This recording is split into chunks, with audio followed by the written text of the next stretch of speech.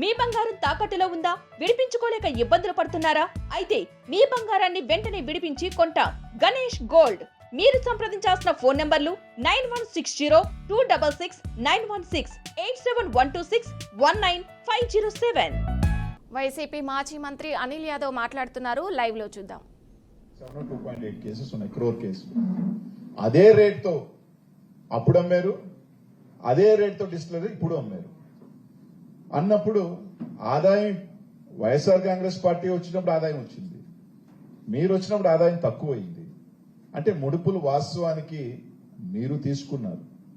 అదే సంబంధించి 2023లో చంద్రబాబు నాయుడు గారి మీద, అప్పుడున్న మంత్రి గారి మీద కేసు బుక్ చేయడం కూడా జరిగింది. ఈరోజు చంద్రబాబు నాయుడు గారు ఆ కేసుని, ఆయన మీద ఉన్న 7 బెయిల్స్ వేసిన కేసుల్ని ఏదో విధంగా తగ్గించుకొని, ఏదో విధంగా వాటిల్ని మాఫీ చేసేసుకొని, ఏదో విధంగా దాన్ని ఇది చేయాలని దాంట్లోనే ఈరోజు ఒక లిక్కర్ స్కామ్ అని చెప్పి తీసుకురావడం జరిగింది. అదే చంద్రబాబు నాయుడు హయాంలో 4,000 చిల్లర షాప్స్ ఉంటే జగన్మోహన్ రెడ్డి గారు వచ్చిన తర్వాత దాన్ని 2,000 చిల్లరకు తగ్గించాడు. అంటే షాప్స్ ని తగ్గిస్తూ ఆదాయాన్ని పెంచిన జగన్మోహన్ రెడ్డి గారు స్కామ్ చేసినట్ట, షాప్స్ ని పెంచి ఎక్కువ కేసులు పెట్టి కూడా ఆదాయాన్ని తగ్గించిన చంద్రబాబు నాయుడు గారు ముడుపులు తీసుకున్నట్ట అన్నది కూడా ఒకసారి ప్రజలందరూ కూడా ఆలోచన చేయాలని. ఇదే చంద్రబాబు నాయుడు హయాంలో 20-25 డిస్టిలరీస్ ఉంటే 70% ఆఫ్ స్టాక్ కేవలం 6 డిస్టిలరీస్ కి ఇచ్చాడు. అదే జగన్మోహన్ రెడ్డి గారు ఇంకా బెటర్ గా అందరికీ ఇచ్చారు. దీంట్లో ఒక్క డిస్టిలరీ కూడా జగన్మోహన్ రెడ్డి గారి ప్రభుత్వంలో రాలా. 2019 తర్వాత ఒక్క డిస్టిలరీ కూడా జగన్మోహన్ రెడ్డి గారు ఇవ్వాల. కానీ రాష్ట్రంలో ఉన్న 20 డిస్టిలరీస్ చంద్రబాబు నాయుడు గారు ఇవ్వడం జరిగింది. ఆయన ప్రభుత్వంలో 14 డిస్టిలరీస్ ఇవ్వడం జరిగింది. జగన్మోహన్ రెడ్డి గారి ప్రభుత్వంలో ఒక్క డిస్టిలరీ కూడా ఇవ్వాల. అంటే డిస్టిలరీస్ ఆయనే ఇచ్చాడు, కొత్త మందు పర్మిషన్లు ఆయనే ఇచ్చాడు, కేసులు ఆయనే అమ్మాడు, ఆదాయం తక్కువ వచ్చింది.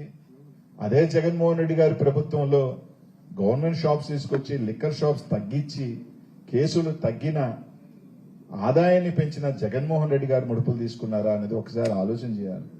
ఎందుకంటే నాకు డబ్బు ఎక్కువ వస్తే నేను డబ్బులు ఇస్తా, నాకు డబ్బులు ఇక్కడ చూస్తే రివర్స్ జగన్మోహన్ రెడ్డి గారి మీద కేసు, ఒక కక్ష రాజకీయాలు, ఏదో విధంగా నలుగురిని అధికారం తీసుకురావటం. అసలు దీంట్లో ఇంకో గమ్మత్తైన విషయం ఏంటంటే ఎక్కడైనా పోలీసులు విచారణ చేస్తారు, కానీ మన రాష్ట్రంలో పాపం పోలీస్ అధికార యంత్రాంగమే వాళ్ళు స్పెక్టేటర్స్ గా నిలబడిపోయినారు. డిఐజీ ర్యాంక్ అధికారులే ఏమీ చెప్పుకోలేక ఈ రాష్ట్రంలో జరుగుతున్న పరిణామాలు. ఎందుకంటే సుప్రీంకోర్టు నుంచి ఒక లాయర్ వస్తాడు, ఆ లాయర్ కూర్చుంటాడు వీళ్ళతో, ఎలా కేసుని ఫైల్ చేయాలా, ఏ విధంగా కేసుని తీసుకురావాలి, ఏ విధంగా ఒక కేసుని బిల్డప్ చేయాలి, ఏ విధంగా జగన్మోహన్ రెడ్డి గారిని ఇరికించాలి, ఏ విధంగా జగన్మోహన్ రెడ్డి గారి చుట్టుపక్కల ఉన్న ఒక వలయం పన్నాలి, ఏ విధంగా ప్రజల్లోకి తీసుకువెళ్లాలని చెప్పి ఒక సుప్రీంకోర్టు లాయర్ స్థాయిలో చంద్రబాబు నాయుడు గారు ఆయన కూర్చుంటారు. కూర్చున్న తర్వాత వాళ్ళు అన్ని చెప్పిన తర్వాత దాని అనుగుణంగా పోలీస్ యంత్రాంగం పనిచేయటం తప్ప, పోలీస్ యంత్రాంగం విచారణ చేసో లేదా డీఐజీ స్థాయి అధికారులు విచారణ చేసో ఈ కేసు నడవట్ల. కేవలం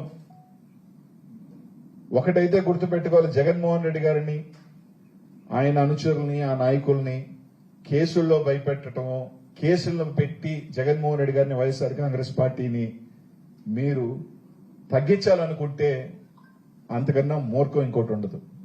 ఎందుకంటే వైఎస్ఆర్ కాంగ్రెస్ పార్టీ జగన్మోహన్ రెడ్డి గారిని 16 నెలలు జైల్లో పెట్టిన తర్వాత ఎంత బలంగా పెరిగిందో మనందరం కూడా చూసాం. ఈ రోజు కూడా మీరు జగన్మోహన్ రెడ్డిని ఇబ్బంది పెడితే జైల్లో పెడితేనో ఈ పార్టీ కనుమరుగైపోతుందంటే అంతకన్నా మూర్ఖం ఏముండదు. ఇంకా పార్టీ ఇప్పటికే చూస్తా ఉన్నారు, మీరు చేస్తున్న అక్రమ కేసుల వల్ల, మీరు చేస్తున్న అరాచకాల వల్ల ఎప్పుడు రాని ఏ ప్రభుత్వానికి ఈ భారతదేశంలో మొట్టమొదటి సంవత్సరంలోనే ఇంత వ్యతిరేకతతో ప్రజలు రోడ్డుకెక్కే విధానం. జగన్మోహన్ రెడ్డి వస్తున్నాడు అంటేనే ఆఖరికి మీరు హెలికాప్టర్లు స్థలం ఇవ్వకుండా జగన్మోహన్ అరికట్టే పరిస్థితిలో మీరు వెళ్ళారంటే, కట్టలు తెంచుకొని ఈరోజు ప్రజలు రోడ్డుకి ఎక్కుతున్నారు అంటే కేవలం మీరు చేస్తున్న ఒక అరాచక పరిపాలనను మాత్రం గుర్తు చేస్తా ఉన్నాం. ఈ రోజు మీ విధంగా కేసులు పెడితే మేము ఇంకా బలపడతాం. మహా అంటే మీరు ఒక 30 రోజులు 40 రోజులు మా నాయకుల్ని మమ్మల్ని జైల్లో పెడతారు, ఒక సునకానందం పొందొచ్చేమో, కానీ ఇంకా రెట్టింపు ఉత్సాహంతోనే ఈరోజు పనిచేస్తాం. అసలు ఈ కేసుకి సంబంధించి మీరు చూస్తే పోలీస్ వ్యవస్థ పలానాయన్ని రేపు అరెస్ట్ చేస్తానకు ముందే ఒక ఎల్లో మీడియా రాసేసి ఉంటుంది, ఈయన్ని అరెస్ట్ చేస్తారు, ఈ విధంగా అరెస్ట్ చేస్తారు. అదే విధంగా నెక్స్ట్ రోజు పోలీస్ వ్యవస్థ పనిచేస్తా ఉంది. నిన్నే చూసాం, ఛార్జ్ షీట్ సబ్మిట్ కూడా చేయలే, కానీ ఛార్జ్ షీట్ లో ఉన్నాయన్నీ ఎల్లో మీడియా ఈ విధంగా ఈ విధంగా ఈ విధంగా ఈ విధంగా వేసుకుంటా పోతా ఉంది. ఎందుకంటే 5 నెలలు మీరు చూడండి, ముందు పలానా ధనంజయ రెడ్డి గారిని వారం రోజులు అరెస్ట్ చేస్తారు, ధనంజయ రెడ్డి గారికి సంబంధించి ఇవి ఉన్నాయి అనేది ఏబిఎన్ లోనో లేకపోతే ఇంకొక ఈనాడులోనో వస్తుంది, వారం తర్వాత అది జరుగుతుంది. అంటే పోలీసు వ్యవస్థ నడుపుతుందా లేకపోతే ఎల్లో మీడియా ఇది నడుపుతుందా అనేది స్పష్టంగా అర్థమైపోతుంది. గతంలో మిథునని 2017లో అరెస్ట్ చేశారు, ఒక 20 రోజులు జైల్లో పెట్టగలిగారు, మళ్ళీ వాళ్ళే పోయి ఇది రాంగ్ కేసు అని చెప్పారు, జగన్ మిథున బయటకు వచ్చాడు. రేపు ఈ రోజు పెట్టారు, రేపు మళ్ళీ వాళ్ళే పోయి అవన్నీ తూచంటారు, మళ్ళీ బయటకు వస్తారు. మీరు సునకానందం పొందాల్సిందే తప్ప ఈ కేసు ఎక్కడ ఒక ఆధారాలని కేసు, నిలబడే కేసు కూడా కాదు.